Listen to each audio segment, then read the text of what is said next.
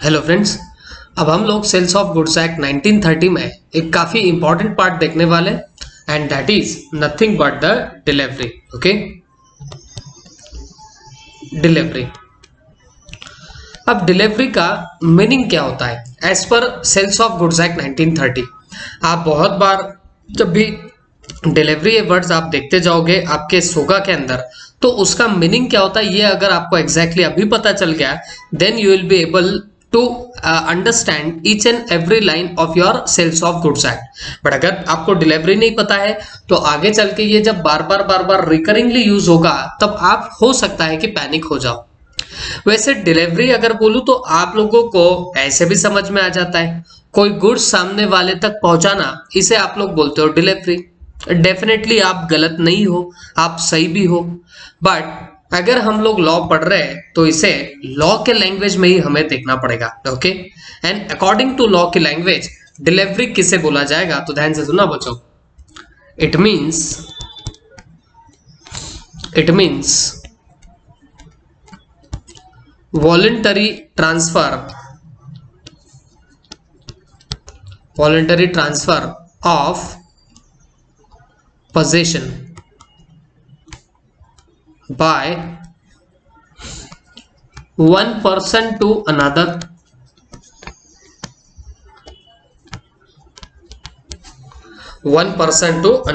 तो इसका मीनिंग क्या हो गया बच्चों? Voluntary transfer of possession by one person to another of goods, possession of goods by one person to another। Okay, इसका मतलब जब वॉलंटरी ट्रांसफर होता है, मतलब खुद की इच्छा से अगर हम ट्रांसफर कर रहे हैं क्या, पोजेशन ऑफ गुड्स का पोजेशन ट्रांसफर कर रहे हैं by one person to another, जब कोई एक बंदा दूसरे बंदे को वॉलंटरी ट्रांसफर करता है पोजेशन ऑफ गुड्स, तो that will be called as your delivery. तो बच्चों इसमें वॉलंटरी ट्रांसफर तो आपको समझ में आ ही गया होगा, जब अपन खुद की इच्छा से ट्रांसफर कर रहे हैं। और क्या ट्रांसफर कर रहे हैं? पोजेशन। देखो बच्चों, आपको बार बार सोगा में दो टर्म्स देखने को मिल सकते हैं। ओके, एक होता है पोजेशन और दूसरा होता है आप लोगों का ओनरशिप। ठीक है, तो पोजेशन का मीनिंग क्या होता है? जब आप गुड्स का सिर्फ फिजिकली ट्रांसफर कर रहे हो सामने वाले बंदे को। इफ गुड्स आपके पास में फिजिकली है बट आप उसके ओनर नहीं हो, ओनरशिप आपके पास नहीं है। ओके, सिर्फ आपके पास गुड्स फिजिकली है बट आपके पास उस गुड्स की ओनरशिप नहीं होगी, तो उसे बोला जाता है पोजीशन। जैसे मान के चलो मेरी एक टू व्हीलर है, ओके, और ये जो टू व्हीलर है ये खराब होती है तो मैं इसे रिपेयरिंग के लिए किसी बंदे को दे देता हूं। ओके, मैकेनिक को मैं ये टू व्हीलर दे देता हूं। तो बच्चों याद रखना, जब आप ऐसे मैकेनिक को ये टू व्हीलर दे रहे हो तो इसका मतलब क्या आप आपके टू व्हीलर की ओनरशिप उस बंदे को दे रहे हो? नहीं, हम सिर्फ फिजिकली हमारी टू व्हीलर उस मैकेनिक के पास में रख रहे हैं। ओके, तो जब आप कभी फिजिकली कोई गुड्स सामने वाले के पास देते हो, ओनरशिप नहीं दे रहे हो, that is called as possession. Okay, और ओनरशिप किसको बोलते हैं बच्चों? जब सामने वाला उसका ओनर बन जाएगा तब उसे बोला जाता है ओनरशिप। और उसमें जरूरी नहीं है कि सामने वाले के पास पोजेशन हो, नहीं भी हो सकता है पोजेशन, तो भी आपकी ओनरशिप ट्रांसफर हो सकती है। तो ये दो बातें आप लोग याद रखना। पोजेशन का मतलब होगा ओनरशिप। देखो पोजेशन ऐसा नहीं है कि आप ओनरशिप ट्रांसफर कर ही नहीं रहे हो भी सकती है, नहीं भी हो सकती है, दोनों बातें पॉसिबल है। बट किसका होना ज्यादा इंपॉर्टेंट है? फिजिकली आप गुड्स को क्या कर रहे हो, किसी और तक पहुंचा दे रहे हो, तो उसको बोलते हैं पोजेशन। ओके, जब आप फिजिकली सामने वाले के पास गुड्स पहुंचाओगे that is called as your possession. हाँ, ओनरशिप ट्रांसफर हो भी सकती, नहीं भी हो सकती। ठीक है, और ओनरशिप का मतलब है हमारी मालकी, या हम लोग बोल सकते हैं हमारी जो ओनरशिप है, जब हम सामने वाले को ट्रांसफर करें तो उसे बोला जाएगा कि आपने ओनरशिप ट्रांसफर करी है। अगर डिलीवरी को हम लोग अच्छे से देखें तो what do you mean by the delivery? तो इट मीन्स वॉलंटरी ट्रांसफर इसमें वॉलंटरीली ट्रांसफर होता है। और किसका वॉलंटरी ट्रांसफर होता है बच्चों? तो पोजेशन ट्रांसफर होता है। और पोजेशन किसका? गुड्स का। ओके, पोजेशन का मतलब क्या हो गया? जब आप फिजिकली गुड्स सामने वाले को दे रहे हो तो that is called as your possession. ठीक है, it means voluntary transfer of possession of goods by one person to another. तो जब एक बंदा दूसरे बंदे को वॉलंटरीली ट्रांसफर करता है क्या? पोजेशन ऑफ द गुड्स, तो that will be called as your what? Delivery. इसे हम लोग क्या नाम देने वाले? डिलीवरी नाम देंगे। ओके, अब बच्चों आप लोगों को ये भी बात जाननी पड़ेगी कि what is the meaning of delivery, तो जो कि हमने जान ली। But there are 3 kinds of deliveries. 3 types की आपकी डिलीवरी हो सकती है। ओके, और 3 टाइप की डिलीवरी कौन सी हो सकती है? ध्यान से सुनना। एक होती है एक्चुअल डिलीवरी, एक होती है एक्चुअल डिलीवरी, एक होती है कंस्ट्रक्टिव डिलीवरी। ओके, और एक होती है आपकी सिंबॉलिक डिलीवरी। ओके, तो there are 3 types of deliveries, actual, फिर उसके बाद में कंस्ट्रक्टिव, और उसके बाद में आती है आप सिंबॉलिक डिलीवरी। ओके, अब हम लोग अच्छे से समझ के लेंगे कि इनका एक्चुअल में मीनिंग क्या होता है, किसको बोला जाता है एक्चुअल डिलीवरी, किसको बोलते हैं कंस्ट्रक्टिव डिलीवरी, किसको बोलते हैं सिंबॉलिक डिलीवरी। अच्छा, ये सब तो देखेंगे, बट आप आपके पास इसे इंपॉर्टेंट मार्क करके रख लेना, ये काफी इंपॉर्टेंट है। इंस्टीट्यूट की काफी टाइम इस पे नजर होती है। डिलीवरी क्या है और उसके कौन कौन से काइंड्स होते हैं, किन किन फॉर्म्स की डिलीवरी आपकी हो सकती है, ऐसे क्वेश्चन एग्जाम में आते रहते हैं, तो आप इसे इंपॉर्टेंट मार्क करके रखना। ओके, तो बच्चों ये डिलीवरी जैसे कि मैं बता रहा हूं 3 टाइप की हो सकती है, एक्चुअल, कंस्ट्रक्टिव और सिंबॉलिक डिलीवरी। ठीक है, अब अगर मैं एक्चुअल डिलीवरी की बात करूं तो एक्चुअल डिलीवरी का मतलब क्या होगा? कुछ नहीं, जब आप फिजिकली गुड्स ट्रांसफर कर रहे हो, फिजिकली गुड्स ट्रांसफर्ड, जब आपके गुड्स क्या हो रहे हैं बच्चों? फिजिकली ट्रांसफर्ड हो जा रहे हैं, तो that will be called as what? Your actual delivery. That's it. Physically जब हमारे गुड्स ट्रांसफर हो गए एक बंदे से दूसरे बंदे को, तो वो हो जाएगी आपकी डिलीवरी। जैसे मैं गया हूं डेयरी मिल्क लाने, ओके, और मैंने शॉपकीपर से ले लिया डेयरी मिल्क, उसने भी मुझे दे दिया डेयरी मिल्क, तो बेटा मैंने पैसे दिए, उसने डेयरी मिल्क दे दी, क्या हो गया? उसने मुझे एक्चुअल डिलीवरी कर दी, उसने वॉलंटरी पोजीशन ट्रांसफर कर दिया गुड्स का, तो that is called as delivery. But वो कैसे डिलीवरी हो जाएगी बच्चों? तो that will be your actual delivery. Okay, तो जब फिजिकली गुड्स आपके ट्रांसफर हो जाए तो उसे हम लोग क्या बोलेंगे? Actual delivery. अब सवाल आता है कंस्ट्रक्टिव डिलीवरी का। ठीक है, कंस्ट्रक्टिव डिलीवरी में एक चीज याद रखना, actual delivery is not made, actual delivery is not made, तो आपकी कोई एक्चुअल डिलीवरी तो होती नहीं है। Okay, but just ownership is transferred,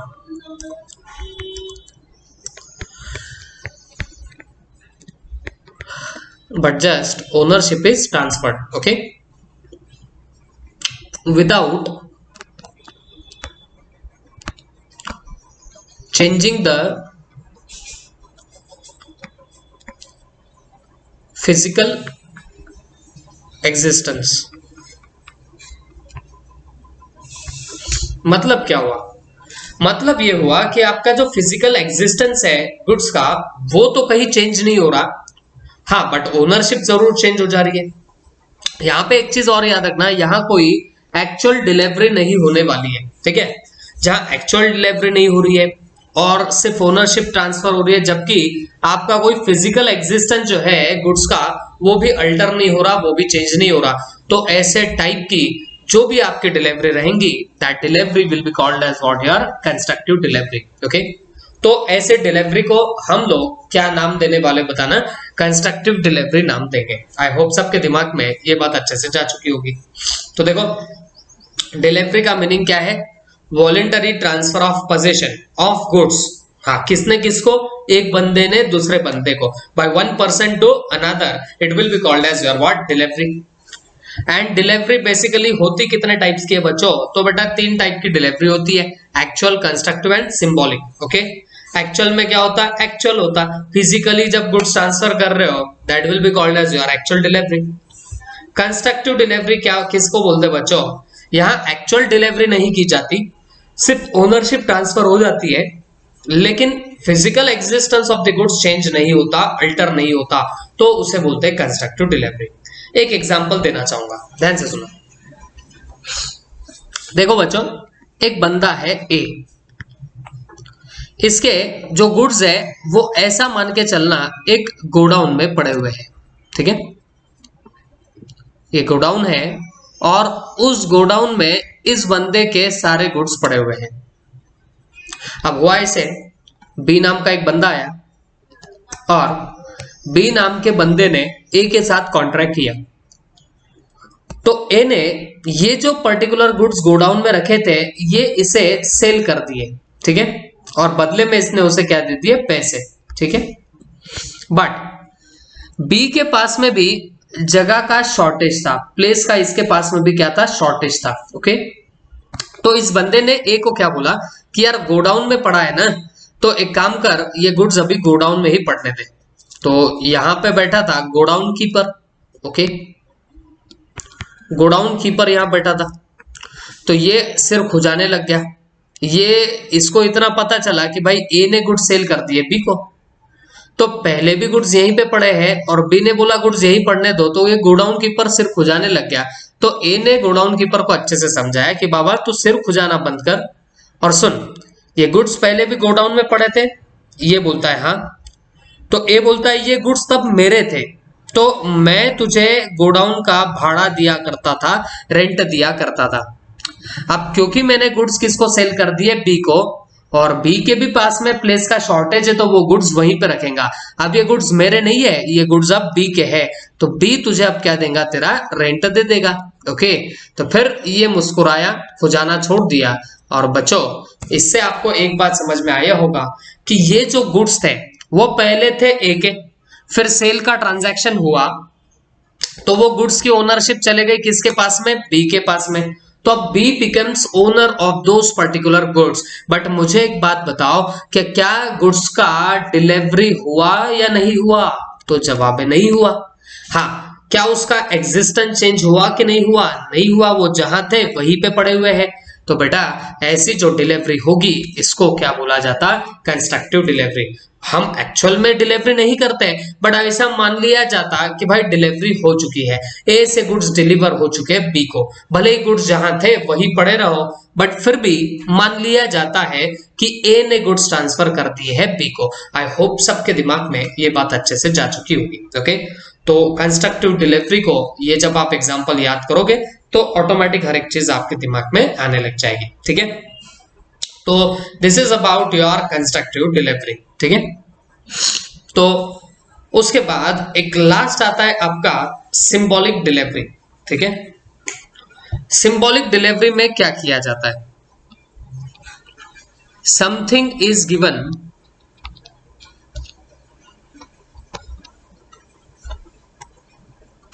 in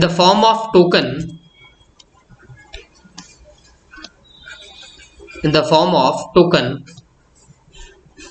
for transfer of something else.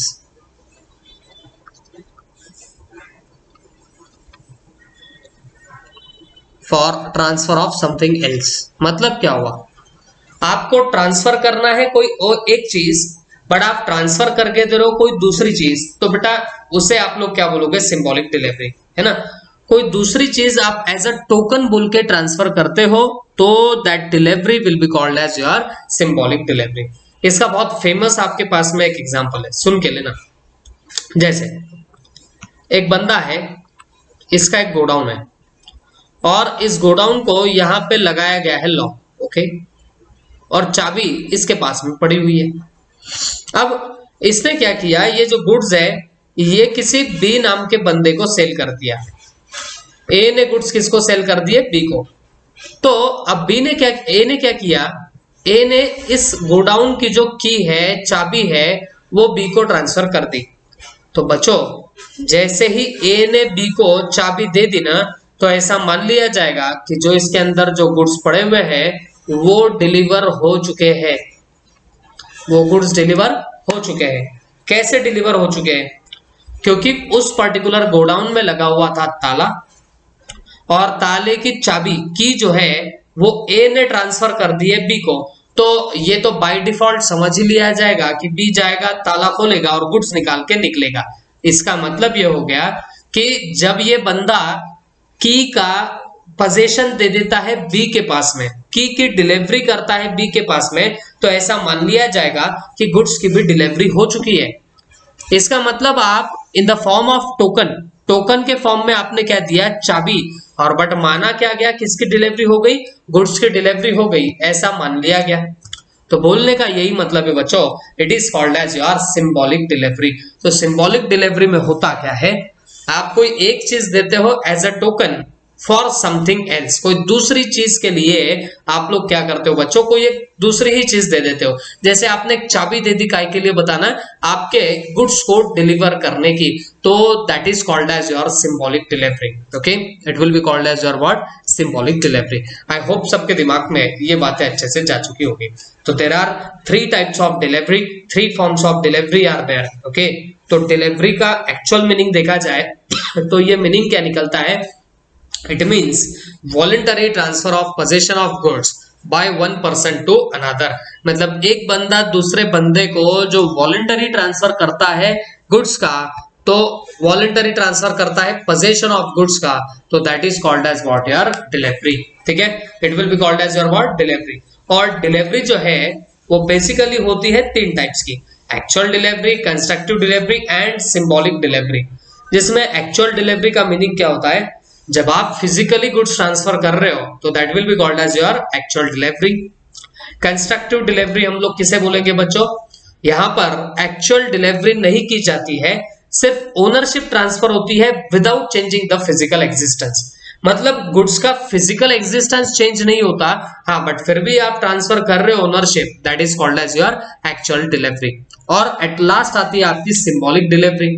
तो इसमें होता क्या है बच्चों, आप कोई एक चीज देते हो किसी दूसरे चीज के बदले में, as a token of something else आप कोई चीज दे दोगे, तो that is called as your symbolic delivery. ठीक है, तो it is about your delivery और डिलीवरी के फॉर्म्स। अब हम लोग इसको एक बार यहां से रीड आउट कर लेंगे। ठीक है, तो बच्चों अब हम एक बार मॉड्यूल से देख लेते हैं, delivery, it's forms and derivatives. Section 2 subsection 2 ने इस डिलीवरी को डिफाइन करके रखा हुआ है, और कैसे डिफाइन किया है हम लोग चेक करते हैं। Delivery means voluntary transfer of possession from one person to another. Okay, मतलब एक बंदे से दूसरे बंदे को जब वॉलंटरी ट्रांसफर करोगे पोजीशन ऑफ गुड्स, तो इसको बोला जाएगा आपकी डिलीवरी। और आगे ये बोला है बच्चों, as a general rule delivery of goods may be made by doing anything. मतलब डिलीवरी आप किसी भी तरीके से कर सकते हो which has the effect of putting the goods in a possession of the buyer. मतलब जिसका इफेक्ट होगा कि बायर को गुड्स का पोजीशन मिल जाए। ओके, तो आप ऐसे किसी भी तरीके से क्या कर सकते हो, डिलीवरी कर सकते हो, जिससे बायर के हाथ में क्या पहुंच जाए, पोजीशन ऑफ द गुड्स पहुंच जाए, और any person authorise to hold them on this behalf. Okay, या फिर उस बायर के बिहाफ पे कोई और बंदा वो गुड्स को पकड़ ले, तो ऐसे आप किसी भी वे में क्या कर सकते हो, डिलीवरी कर सकते हो। ओके, तो बोलने का मतलब है this is all about your delivery. तो हमने क्या बोला, डिलीवरी मतलब वॉलंटरी ट्रांसफर ऑफ पोजीशन एक बंदे से दूसरे को, और जनरल रूल देखा जाए तो डिलीवरी ऑफ गुड्स में B made by doing anything, कुछ भी करके आप डिलीवरी कर सकते हो, which has the effect of putting the goods in the possession of the buyer, जिससे गुड्स किसके पोजीशन में चले जाए, बायर के पोजीशन में जाए। ओके, तो this is called as your delivery. और फिर डिलीवरी के यहां पर हम लोग देखेंगे फॉर्म्स, जिसे काइंड्स ऑफ डिलीवरी भी बोला जा सकता है। ओके, तो देखते हैं। सबसे पहला एक्चुअल डिलीवरी। किसे बोलेंगे actual delivery, when the goods are physically delivered to the buyer जब आप फिजिकली गुड्स बायर को दे दोगे तो उसे हम लोग एक्चुअल डिलीवरी बोलेंगे, ठीक है। उसके बाद constructive delivery, when it is effected without change in custody, मतलब जब आप डिलीवरी दे रहे हो बट आपका कस्टडी चेंज नहीं हो रहा है। जैसे हमने एग्जांपल यहाँ पे देखा था कि भाई ये जो गोडाउन कीपर है इसी के कस्टडी में यहाँ पर गुड्स पड़े हुए थे, तो भले ही बी ने गुड्स ट्रांसफर कर दिए, ए ने ट्रांसफर करे बी के फेवर में गुड्स, बट फिर भी ये किसके कस्टडी में ही पड़े रहेंगे, गोडाउन कीपर के कस्टडी में ही गुड्स रहेंगे, okay. When it is effected without any change in the custody, जब कस्टडी चेंज नहीं हो रही है, और actual possession of the things as in the case of delivery by attornment, मतलब जहां एक्चुअल पोजेशन भी आपका ट्रांसफर नहीं हो रहा, जैसे पहले था वैसे ही रहेगा, तो ऐसे डिलीवरी को हम लोग क्या नाम देने वाले, कंस्ट्रक्टिव डिलीवरी नाम देंगे, ओके। और लास्ट में आती है आपकी सिंबॉलिक डिलीवरी, ठीक है, where there is a delivery of a thing in token of transfer of something else, मतलब आपको ट्रांसफर करना था कुछ और उसके टोकन में आपने कोई दूसरी चीज दे दी, तो that is called as symbolic delivery, okay.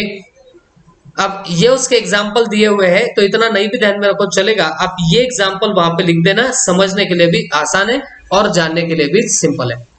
The key of warehouse containing the goods is handed over to buyer, जैसे मैंने बताया आप चाबी दे दोगे बायर को गोडाउन की, तो इसका मतलब आपने डिलीवरी कर दी, बट वो कैसे डिलीवरी रहेंगी बच्चों, तो that will be the symbolic delivery. I hope सबके दिमाग में ये बात अच्छे से जा चुकी होगी। तो there are 3 types of deliveries और देर, एक होती है एक्चुअल डिलीवरी, फिर होती है कंस्ट्रक्टिव डिलीवरी, और थर्ड नंबर पे आती है आपकी सिंबॉलिक डिलीवरी, ठीक है। एक्चुअल डिलीवरी में फिजिकली गुड्स ट्रांसफर होते हैं किसको, आपके बायर को। कंस्ट्रक्टिव डिलीवरी में क्या होता है, आपके कस्टडी में कोई चेंज नहीं होता, एक्चुअल पोजेशन ट्रांसफर नहीं होता, बट सिर्फ क्या होता है बच्चों, जो गुड्स है एक बंदे से दूसरे बंदे को ओनरशिप मिल जाती है, बट उसका पोजेशन ट्रांसफर नहीं होता, तो इसे आप लोग कंस्ट्रक्टिव डिलीवरी बोलते हो। और थर्ड होती है आपकी सिंबॉलिक डिलीवरी। तो सिंबॉलिक डिलीवरी किसको बोलेंगे, जब आप डिलीवरी कर रहे हो कोई चीज की in token of transfer of something else, मतलब ट्रांसफर करना है कोई एक चीज, तो उसके टोकन में आप कोई दूसरी चीज दे रहे हो, तो that will be called as your symbolic delivery. जैसा की of a warehouse containing the goods is handed over to the buyer, okay. तो this is all about your what forms of delivery. I hope सबके दिमाग में ये बातें अच्छे से जा चुकी होगी, ओके। अब इसके बाद ये एक और कॉन्सेप्ट है, goods in a deliverable state. किसको बोला जाता है कि गुड्स डिलीवरेबल स्टेट में है, तो याद रखना, when they are in such a condition that buyer would under a contract be bound to take delivery of them, मतलब जब गुड्स ऐसे स्टेट में है, ऐसी कंडीशन में है कि आपका जो बायर होगा वो डिलीवरी लेने के लिए बाउंड होगा, वो डिलीवरी लेने के लिए कंपल्शन में आएगा, उसे नेसेसरी होगा डिलीवरी लेना, तो ऐसे कंडीशन के गुड्स को आप लोग क्या बोल सकते हैं, goods in a deliverable state. अब लेट से मैंने एक बंदे को ऑर्डर दिया है बेंचेस बनाने का, ओके। अब ये बेंच की हाइट मैंने सामने वाले को बोल रखी है, इसमें मटेरियल कैसा यूज करना है वो बोल चुका हूं, लेंथ कितनी चाहिए रहेंगी वो बोल चुका हूं, हर बात उसे नोटिफाइड है, ओके। तो अगर वो सामने वाला बंदा ये सब रिक्वायरमेंट फुलफिल कर रहा है और ऐसे पर्टिकुलर कुछ बेंचेस बना के दे रहा है, लेट्स से उसने 20 बेंचेस बना के मुझे रेडी करके दे दिए, तो बच्चों ये बेंचेस मैंने जैसे जैसे रिक्वायरमेंट दे रखी थी उन सबको फुलफिल कर रहा है, तो ये जो बेंचेस रहेंगे इसे बोलेंगे कि ये डिलीवरेबल स्टेट में आ चुके हैं। क्यों? क्योंकि ये गुड्स ऐसे कंडीशन में है कि मैं इसे रिफ्यूज कर ही नहीं सकता, okay. I am bound to take the delivery, okay. तो जो बायर होता है वो बाउंड होता है डिलीवरी लेने के लिए, मतलब उसको कंपल्सरीली डिलीवरी लेनी ही पड़ेगी ऐसे स्टेट में। स्टेट माने कंडीशन, ऐसे कंडीशन में अगर आपके गुड्स आ जाते हैं तो उसे बोला जाता है डिलीवरेबल स्टेट। आई होप सबके दिमाग में क्या होगा। Okay, this is called as deliverable state. देखो, the goods are said to be in deliverable state when they are in such a condition that the buyer would under a contract, तो जो बायर होगा उसे करना ही पड़ेगा क्या, be bound to take delivery of them, buyer को उसकी डिलीवरी लेनी ही पड़ेगी। ऐसे स्टेट में अगर गुड्स होंगे तो उसे आप लोग क्या बोलोगे बताना, डिलीवरेबल स्टेट बोल दोगे। आई होप सबके दिमाग में क्या होगा। For example, when a contracts to sell timber and make bundles thereof, मतलब कोई एक बंदा है जो टिम्बर बेच रहा है और उसके अगर वो बंडल बना रहा है, the goods will be in a deliverable state, तो बोला जाएगा कि गुड्स डिलीवरेबल स्टेट में है after A has put the goods in such a condition, जब वो उसे वैसे कंडीशन में लेके आए, प्रॉपर कंडीशन में लेके आ गया, तो फिर बोला जाएगा कि goods are in a deliverable state. I hope सबके दिमाग में ये बातें अच्छे से जा चुकी होगी। तो these are 3 types of your delivery, 3 forms of your delivery. Okay, अब बच्चों वैसे तो उसके आगे आता है document to title to goods, but मैं आपको उसके पहले लेके जाऊंगा ये और बाकी के डेफिनेशंस पे, ये एक बार खत्म करते हैं, फिर उसके बाद हम लोग देखेंगे document of title to goods. Okay, एक और डेफिनेशन आती है बच्चों मर्केंटाइल एजेंट की, ठीक है, ये वर्ड भी आपको बार बार देखने मिलेगा। तो what is the meaning of mercantile agent, ठीक है, तो एक बात समझ के चलो, अगर कोई ये एक पर्टिकुलर पर्सन है और ये पर्सन किसी दूसरे पर्सन के बिहाफ पे, ओके, किसी दूसरे पर्सन के बिहाफ पे या तो गुड्स परचेज कर सकता या सेल कर सकता या कंजाइन कर सकता। कंजाइन का मतलब है दूसरे को गुड्स देना, ओके, या तो परचेज कर सकता है या सेल कर सकता है या फिर कंजाइन कर सकता है गुड्स को। तो बच्चों इस बंदे को बोला जाएगा मर्केंटाइल एजेंट। ओके, इस बंदे को हम लोग फिर क्या नाम देंगे, मर्केंटाइल एजेंट। तो अगर कोई एक बंदा दूसरे बंदे के बिहाफ पे, दूसरे बंदे के प्लेस पे अगर गुड्स परचेज कर सकता है, सेल कर सकता है या कंजाइन कर सकता है, तो इस बंदे को इसका क्या बोला जाएगा, मर्केंटाइल एजेंट बोला जाएगा। और ना सिर्फ ये गुड्स परचेज सेल कंजाइन कर सकता, बल्कि अमाउंट भी रेज कर सकता है, मनी भी रेज कर सकता है किसी दूसरे बंदे के बिहाफ पर। ओके, तो ऐसा जो भी बंदा होगा, दैट बंदा, वो पर्सन, उसको हम लोग क्या नाम देने वाले, मर्केंटाइल एजेंट ऐसा नाम देने वाले। ओके, आई होप सबके दिमाग में ये बात अच्छे से जा चुकी होगी। ठीक है, तो ये रहा आपका मर्केंटाइल एजेंट। तो जनरली ब्रोकर्स जो होते हैं ये मर्केंटाइल एजेंट बन सकते हैं। ब्रोकर्स माने दलाल, जो परचेसर और सेलर दोनों के बीच में लिंक लगा के देंगे, उन्हें बोला जाता है ब्रोकर्स। तो ये ब्रोकर्स जो है ये मर्केंटाइल एजेंट का काम कर सकते हैं। ओके, उसके अलावा ऑक्शनियर्स, ओके, जो लोग ऑक्शन कराते हैं वो ऑक्शनियर भी आपके क्या बन सकते हैं बताना, आपके मर्केंटाइल एजेंट बन सकते हैं। ठीक है, तो ये हुए आपके मर्केंटाइल एजेंट की डेफिनेशन का काम तमाम। अब एक बार हम लोग यहां से पढ़ लेते हैं।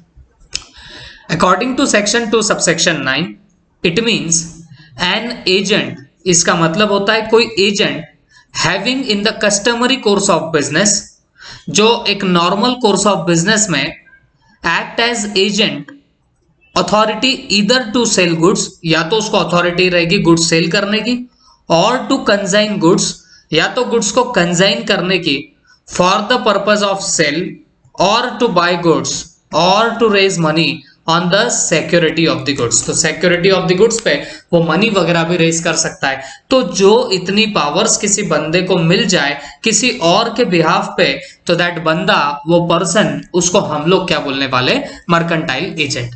और बेटा ये अगर यहाँ पे नहीं भी लिखा है, तुम्हें अगर कोई एजेंट का मतलब पूछ लेना, तो तुम्हें खुद से समझना चाहिए एजेंट का काम ही होता है किसी दूसरे के बिहाफ पे काम करना। एजेंट का काम ही क्या होता है बच्चों, किसी दूसरे के बिहाफ पे काम करना। तो ये जो ऐसा एजेंट होगा उसे हम लोग क्या नाम देने वाले, मर्केंटाइल एजेंट बोलेंगे। आई होप सबके दिमाग में गया होगा। यहाँ पे एग्जाम्पल भी देके रखा हुआ है। Example of such kind of agents are auctioneers, factors, brokers etcetera. तो ये सब क्या बनेंगे, आपके मर्केंटाइल एजेंट्स बन सकते हैं। आई होप सबके दिमाग में ये बातें अच्छे से जा चुकी होगी। ठीक है, अब इसके बाद वेरी इंपॉर्टेंट वर्ड, ये काफी बार आपको रिपीट होता हुआ नजर आएगा। मर्केंटाइल एजेंट तो ठीक है, ये एक हाथ दूसरे ही यूनिट में आपको दिखेगा, बट नाउ ऑनवर्ड्स ये जो वर्ड आप लोग अभी सीखने वाले हो, ये जो टर्म अभी आप लोग पढ़ोगे, तो ये आपका पीछा बार बार करता ही जाएगा। बहुत बार आपको इस पर्टिकुलर वर्ड से आपका पाला पड़ने वाला है। ठीक है, and what is that term? That term is nothing but the property. ठीक है, तो बच्चों मैं यहां पे नोट करके रख लेता हूं एक बार प्रॉपर्टी। ठीक है, तो वैसा देखा जाए तो प्रॉपर्टी बोला है तो आपके दिमाग में अलग अलग ख्याल आते होंगे, है ना। आपके दिमाग में आ रहा होगा बंगला, motor, car, this is property. Okay, but बच्चों सोगा में प्रॉपर्टी इसे नहीं बोला जाएगा। सेल्स ऑफ गुड्स एक्ट में जहां जहां पर भी वर्ड यूज हुआ विच इज प्रॉपर्टी, तो उसका मीनिंग आपको समझ के चलना पड़ेगा, ओनरशिप ऑफ द गुड्स। ठीक है, ओनरशिप ऑफ द गुड्स। एकदम प्लेन लैंग्वेज में बोलूं तो भाई जब भी आपको प्रॉपर्टी दिखे तो आपने समझ लेना कि भाई ये ओनरशिप ऑफ द गुड्स की बात चल रही है। ओके, अब ये बात तो आपको किसी को भी पता है, अगर एक पर्टिकुलर सेलर है, ओके, और एक पर्टिकुलर बायर है, अब होता क्या है, सेलर के पास में गुड्स पड़े हुए होते हैं। ठीक है, और जब ये गुड्स सेलर सेल करता है बायर को एंड बायर पे करता है प्राइस, तो फिर आपको भी पता है तब इसे बोला जाता है सेल हो चुका है। इसे बोलेंगे हम लोग सेल हो चुका है। और हमेशा याद रखना, जब गुड्स आपके सेल होते हैं तो इन गुड्स की जो प्रॉपर्टी है, मींस इन गुड्स की जो ओनरशिप है, ये ओनरशिप ट्रांसफर होगी। और कौन किसे ट्रांसफर करने वाला है? सेलर ट्रांसफर कर देगा किसे? आपके बायर को। ओके, तो बच्चों आप एक बात हमेशा याद रखना, जब भी आपका सेल होगा गुड्स का, तो हमेशा गुड्स की जो प्रॉपर्टी है, माने गुड्स की जो ओनरशिप है, वो ट्रांसफर होगी। और किससे किसको ट्रांसफर होगी? तो वो ट्रांसफर होगी सेलर से आपके बायर को। ओके, तो ये जनरलाइज रूल है, तो ये चीज आप लोग याद रखना। और याद रखो बच्चों, हमने जैसे अभी इतने सिंपली बोला कि भाई अगर आप सेल करोगे कोई गुड्स को, तो उसकी प्रॉपर्टी मींस ओनरशिप ट्रांसफर होगी सेलर से बायर को। ये जो आपकी प्रॉपर्टी ट्रांसफर होती है फ्रॉम सेलर टू बायर, तो इसे बोला जाता है जनरल प्रॉपर्टी। इसे क्या बोला जाता है? बोलना, जनरल प्रॉपर्टी बोला जाता है। आई होप सबके दिमाग में ये बात अच्छे से बैठ जाएगी। ठीक है, this will be called as your general property. तो प्रॉपर्टी, जनरल प्रॉपर्टी का मीनिंग आपको आई होप समझ में आया होगा। प्रॉपर्टी का मीनिंग होता है ओनरशिप, और जब भी आप गुड्स सेल कर रहे हो तो सेलर से बायर के हाथ में चले जाएगी प्रॉपर्टी ऑफ द गुड्स, और इस प्रॉपर्टी को हम लोग क्या नाम देने वाले? जनरल प्रॉपर्टी नाम देंगे। आई होप सबके दिमाग में अब गया होगा। ठीक है, बट बच्चों actually speaking property are of two type. Properties are of two type, दो टाइप की प्रॉपर्टीज होती है। एक होती है जनरल प्रॉपर्टी, जनरल प्रॉपर्टी, और एक होती है स्पेशल प्रॉपर्टी। ओके, या इसे स्पेसिफिक प्रॉपर्टी भी आप लोग बोल सकते हो, बट यहां पे टर्म एक ही यूज किया गया है, स्पेशल प्रॉपर्टी। ठीक है, तो what is the meaning of general property, what is the meaning of special property? तो ध्यान से सुनना। देखो, जनरल प्रॉपर्टी का मीनिंग होता है ओनरशिप ऑफ द गुड्स।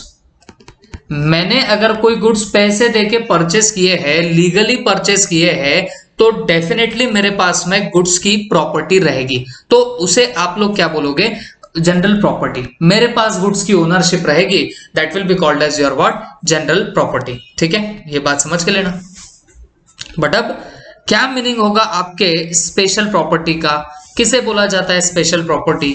तो मेरी बात अब ध्यान से सुनना। सुनो, अब मान के चलो मेरे पास में एक गोल्ड की चेन है। ठीक है, I have one gold chain. अब मैंने क्या किया, मेरे को कुछ पैसे की जरूरत थी, तो अकॉर्डिंगली मैं एक मनी लेंडर के पास में गया, okay, I went to one money lender, और मैंने उसे ये जो गोल्ड की चेन है ये प्लेज करी है। प्लेज बोले तो आप मॉर्गेज पकड़ लो, गिरवी रखना बोल लो, मैंने इसे गिरवी रख दिया, किसे, गोल्ड चेन को, ठीक है। और इससे ऐसा मान के चलना मैंने 1 लाख रुपया ले लिया, मैंने इससे 1 लाख रुपए का लोन ले लिया। अब मेरी बात आप लोग एक बार समझ के लेना, ध्यान से सुनना बच्चों। अब ये जो मुझे 1 लाख रुपया मिला है और बदले में मैंने क्या प्लेज किया, बदले में मैंने क्या मॉर्गेज किया, तो मेरी गोल्ड चेन, ठीक है।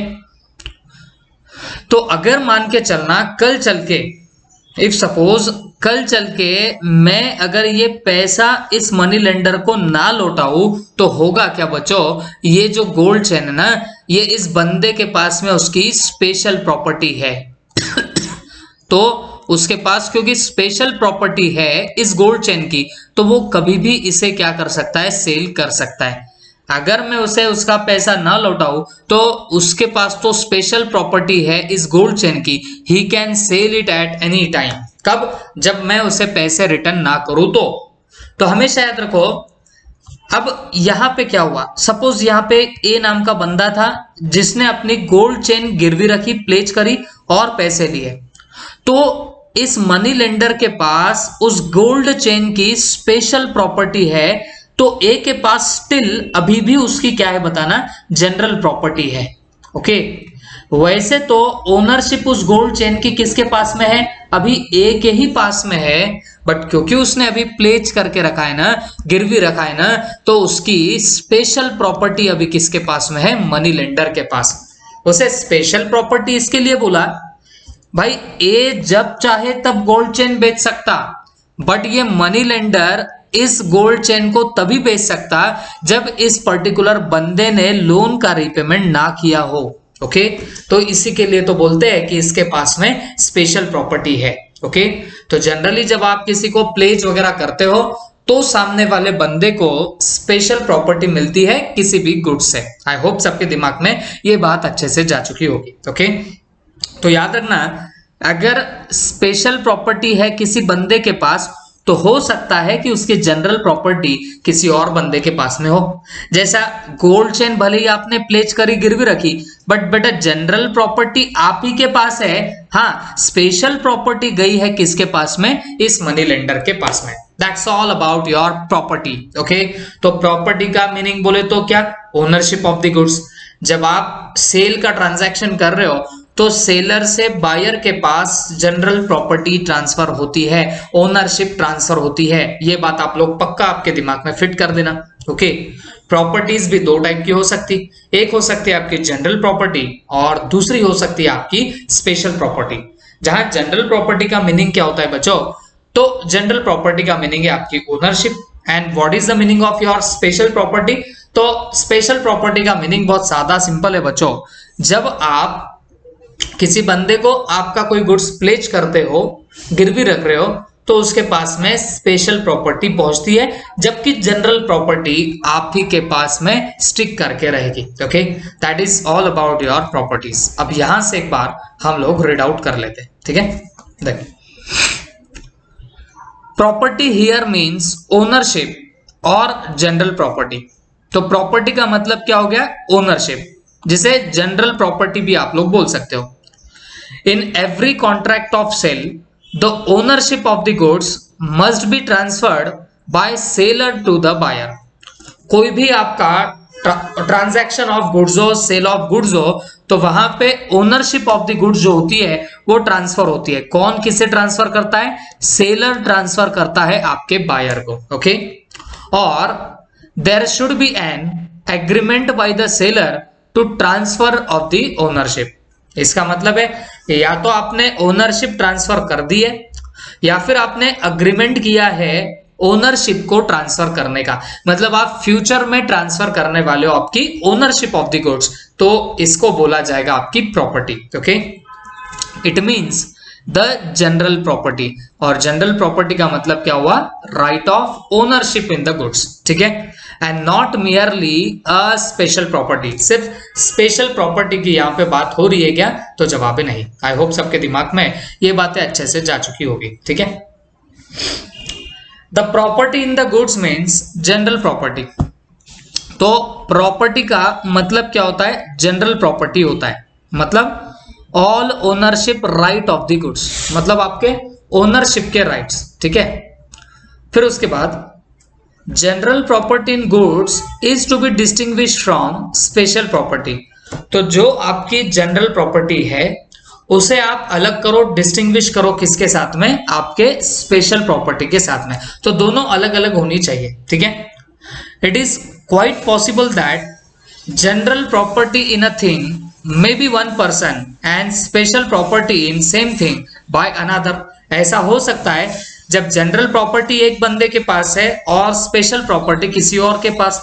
जैसे गोल्ड चेन का एग्जांपल दिया मैंने, जनरल प्रॉपर्टी तो एक के पास में ही है, बट उसकी स्पेशल प्रॉपर्टी गई किसके पास में? मनी लेंडर के पास में चले गई, ठीक है। व्हेन आर्टिकल इज प्लेस्ड, जब आर्टिकल को आप प्लेस करोगे, गिरवी रखोगे, ठीक है, the general property in a thing may be transferred subject to the special property continuing to remain with another person. बोला ये गया है कि जो आपकी स्पेशल प्रॉपर्टी है वो आपकी किसी एक बंदे के पास हो सकती है, जबकि जनरल प्रॉपर्टी आप लोग क्या कर सकते हो? ट्रांसफर कर सकते हो, ओके। तो ये बातें आई होप सब लोग अच्छे से ध्यान में रखेंगे। और मैंने आपको यही बोला था भाई, स्पेशल प्रॉपर्टी वो बंदे के पास कब तक रहेगी? जब तक वो रीपेमेंट नहीं कर देता लोन का, तब तक वो रहेगी उसके पास में, ठीक है। एग्जाम्पल दिया है, if A who own certain goods pledges them to B.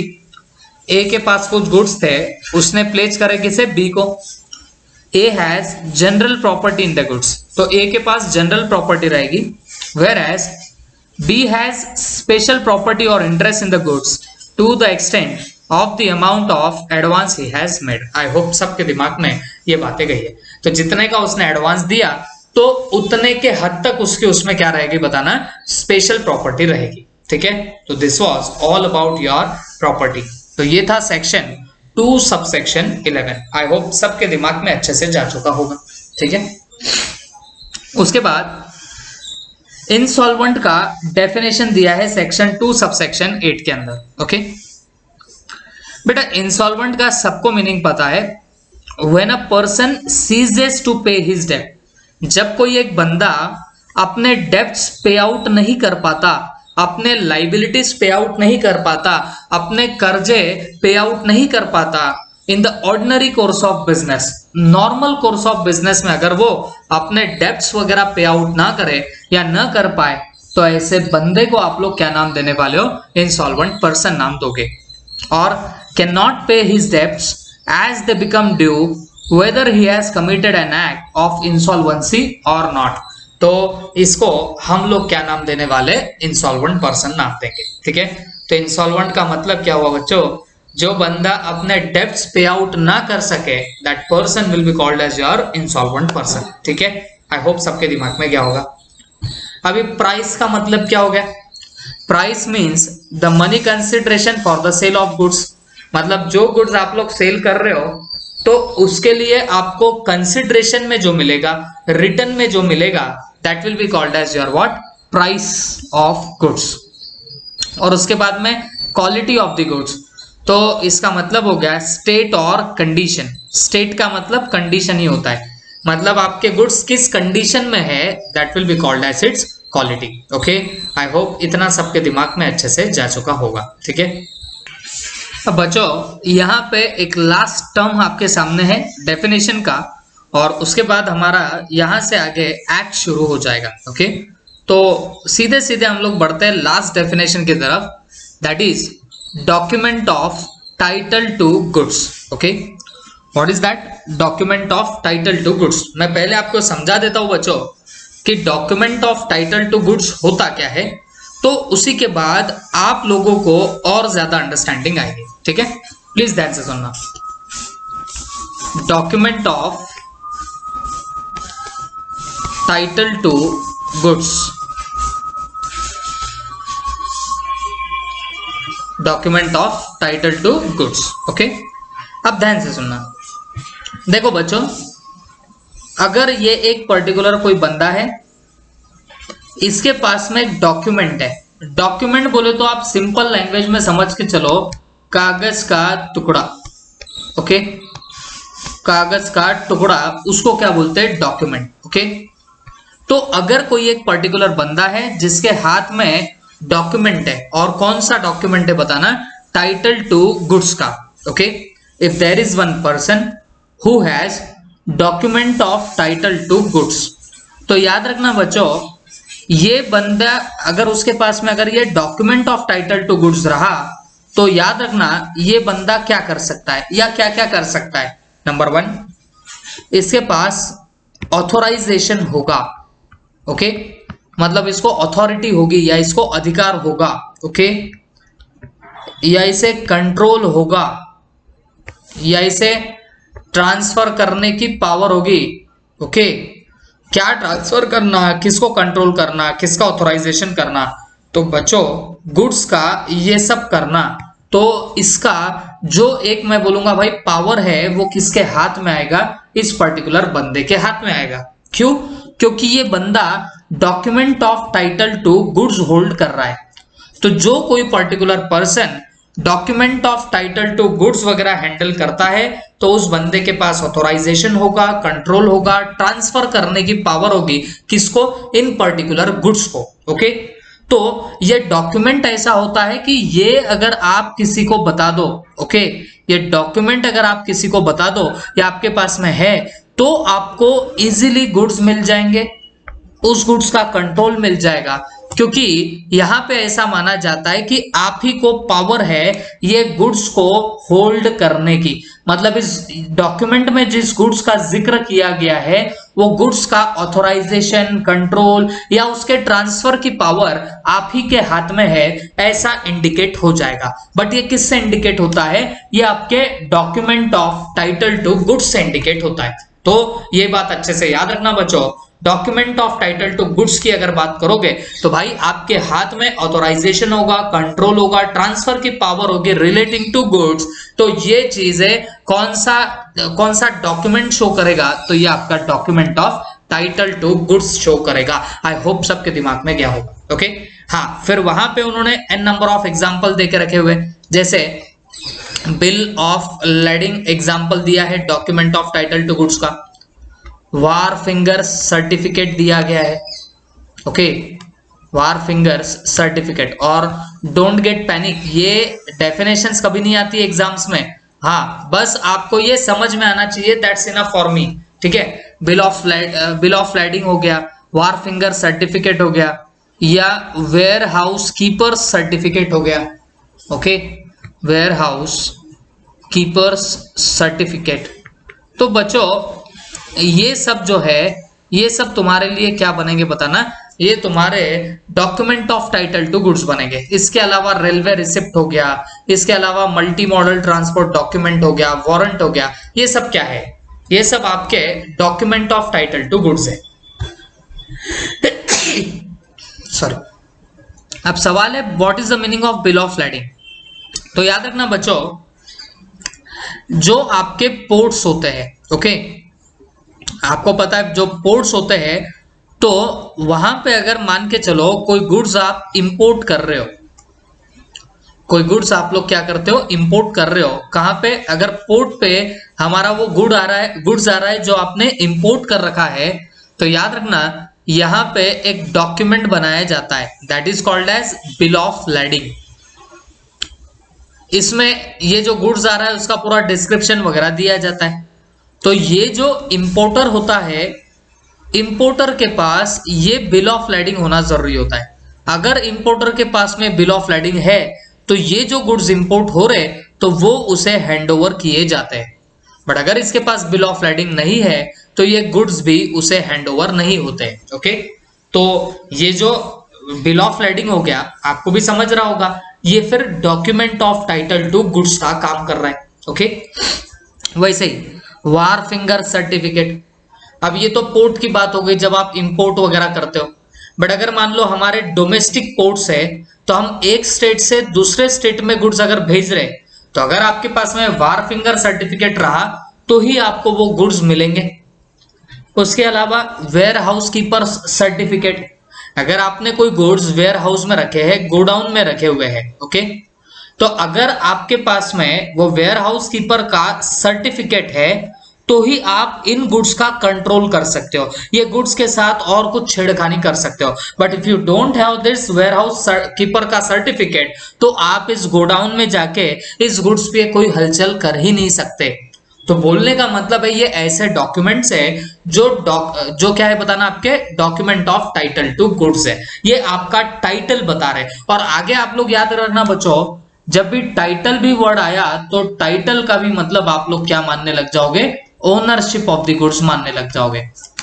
आगे चल के जब भी आपको टाइटल ये वर्ड से भी पाला पड़े तो भी आप लोग इसका मीनिंग क्या समझ रहे हो बच्चों, ओनरशिप ऑफ द गुड्स ही आपको समझना पड़ेगा, ठीक है। तो document of title to goods, तो ये सब बारे में हम लोगों ने यहाँ पर इंफॉर्मेशन अभी ली है। बिल ऑफ लैडिंग क्या होता है, वारफिंगर सर्टिफिकेट क्या है, वेयर हाउस कीपर का सर्टिफिकेट क्या है, ये ऐसे डॉक्यूमेंट है, ये अगर आपके हाथ में नहीं है तो आप इंपोर्ट करे हुए गुड्स का या गोडाउन में रखे हुए गुड्स का कंट्रोलिंग कर ही नहीं पाओगे। वैसे एक और होता है document of title to goods में, जैसे railway receipt, okay, railway receipt. तो अगर कोई गुड्स रेलवे से आ रहे और अगर आपको रेलवे में से वो गुड्स चाहिए होंगे तो आपके पास में वो रेलवे रिसिप्ट होनी जरूरी है, तो ही जाके यहां से गुड्स आपको दिए जाएंगे, अदरवाइज आपको गुड्स नहीं मिलने वाले। तो इन सब चीजों का आप लोग प्रॉपरली ख्याल रखना। तो this are your document of title to goods. तो मैंने आपको सिंपली बताया, अगर document of title to goods आपको अगर समझना है तो उसका मीनिंग क्या होता है कि ऐसे पर्टिकुलर डॉक्यूमेंट जिससे आपका ऑथराइजेशन दिखेगा, कंट्रोल दिखेगा या आपकी ट्रांसफर की पावर दिखेगी रिलेटिंग टू गुड्स। तो गुड्स के साथ आप कुछ भी कर सकते हो if you have this document of title to goods. और उसके यहाँ पे कुछ एग्जांपल देके रखे, बिल ऑफ लैडिंग है जो इंपोर्ट के टाइम काम आता है, वारफिंगर सर्टिफिकेट है जो डोमेस्टिक आपका पोर्ट होगा वहां पे काम में आएगा, एक स्टेट से दूसरे स्टेट में। फिर वेयर हाउस कीपर सर्टिफिकेट है, मतलब आपको कल चल के वेयर हाउस में जाना भी है गुड्स को हैंडल करने के लिए तो ये सर्टिफिकेट वहां पे लगेगा। और उसके बाद में यहाँ पे आती है आपकी रेलवे रिसिप्ट, ओके, तो ये रेलवे रिसिप्ट भी कहीं ना कहीं आपको काम में आने वाली है, ठीक है, अगर आपको रेलवे से गुड्स निकालने हो तो ये आपके इतने सारे क्या बन जाएंगे, document of title to goods बनेंगे। आई होप ये सारी की सारी बातें आप लोगों के अच्छे से दिमाग में बैठ चुकी होगी, ठीक है। अब बच्चों यहाँ लैंग्वेज बड़ी डिफिकल्ट है पढ़ने के लिए, समझने के लिए, तो मैं तो बोलूंगा भाई आप स्किप भी करो तो चलेगा, बिकॉज एग्जाम में ये आपको लिखने के लिए कभी नहीं आता। हाँ, ये सिर्फ डेफिनेशंस आपको समझ में आने को होना, बस इतना इंपॉर्टेंट होता है, but still we will be reading it out, okay. देख लेते क्या लिखा है। Document of title to goods includes bill of lading, dock warrant, ये डॉक वारंट भी इंपोर्ट के टाइम काम में आता है, warehouse keeper certificate, wharfinger certificate, railway receipt, multimodal transport document, मतलब अगर आपका रोड से ट्रांसपोर्ट वगैरह हो रहा है तो आपके पास में मल्टी मॉडल ट्रांसपोर्ट डॉक्यूमेंट होना चाहिए या वारंट, ओके।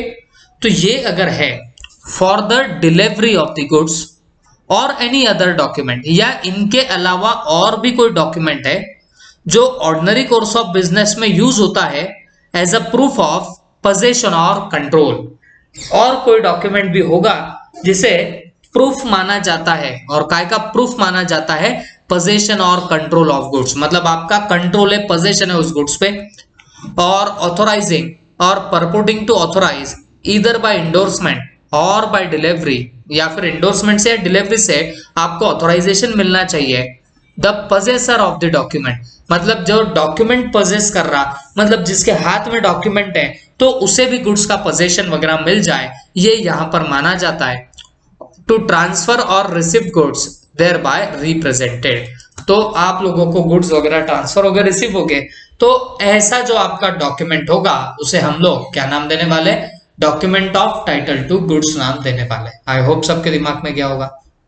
और बाद में बोला गया बच्चों ये जो ऊपर आपको जो लिस्ट दी है ये इलस्ट्रेटिव लिस्ट है और नॉट एग्जॉस्टिव, मतलब ये सिर्फ एग्जाम्पल के लिए आपको लिस्ट दी है, ये एग्जॉस्टिव लिस्ट नहीं है। मतलब ये मत मान के चलो बस यहाँ जो नाम आए बस वही document of title to goods है, ऐसा मत मानना बच्चों। ये एग्जॉस्टिव लिस्ट नहीं है, बस इलस्ट्रेटिव लिस्ट है। आई होप सबके दिमाग में गया होगा। ओके, इसके अलावा और भी कोई डॉक्यूमेंट है जो ऊपर के कैरेक्टरिस्टिक्स से मैच कर रहा है, मतलब ऐसा कोई डॉक्यूमेंट है जो अगर आपके हाथ में है तो आपका कंट्रोल माना जाएगा गुड्स के ऊपर, तो फिर वो भी आपका document of title to goods बन जाएगा। ओके, आई होप सबके दिमाग में ये गया होगा। बाकी कुछ पढ़ने की जरूरत ही नहीं है, सिर्फ समझ जाए उतना ही काफी रहेगा। ओके, अब बच्चों दो टाइप के आपके डॉक्यूमेंट्स हो सकते हैं। एक हो सकता है document to title to goods, document of title to goods, और दूसरा document showing title to goods. तो आपके दो टाइप के क्या हो सकते हैं बच्चों, यहां पर डॉक्यूमेंट हो सकते हैं। एक तो document of title to goods और दूसरा document showing title to goods. Document of title to goods क्या होता है, अगर आपके पास में डॉक्यूमेंट है तो आपके पास में पोजीशन है गुड्स का, कंट्रोल है गुड्स का। ओके, तो ये मान लिया जाता है, या ऑथोराइजेशन है गुड्स का, ऐसा मान लिया जाएगा। ओके,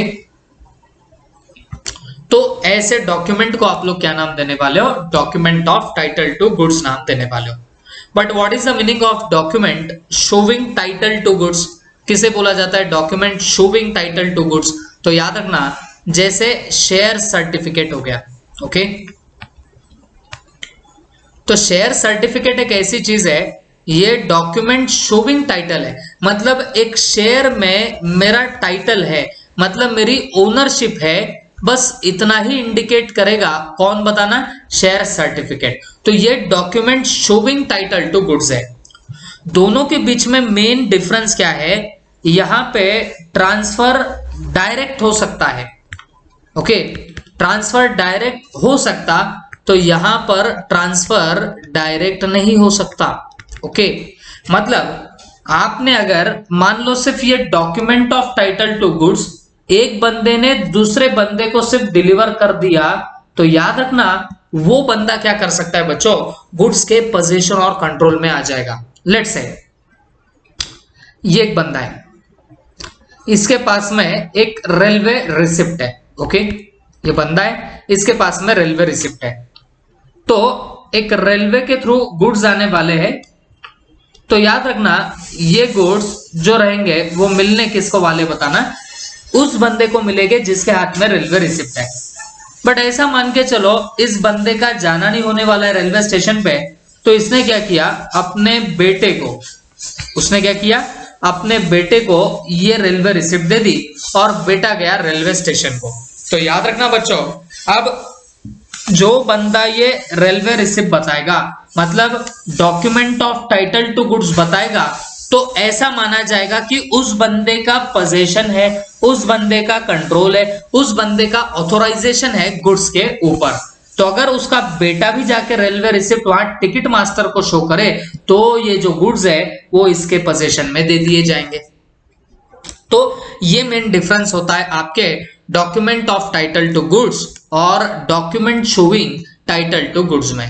तो यहां पे आप अगर ये ऐसे डॉक्यूमेंट ट्रांसफर करो, तो जिसे ट्रांसफर करोगे उसके हाथ में पावर आ जाएगी, पोजीशन आएगा, कंट्रोल आएगा डॉक्यूमेंट से रिलेटेड। लेकिन document showing title to goods है, तो आप ऐसे सिर्फ शेयर सर्टिफिकेट किसको ट्रांसफर कर दो, जैसे ये पापा है।